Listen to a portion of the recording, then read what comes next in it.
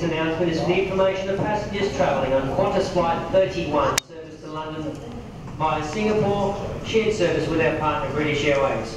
Ladies and gentlemen, there will be a delay in boarding and subsequent departure of this service. This is due to the late release from maintenance of the aircraft. The aircraft is currently under tow from the jet base.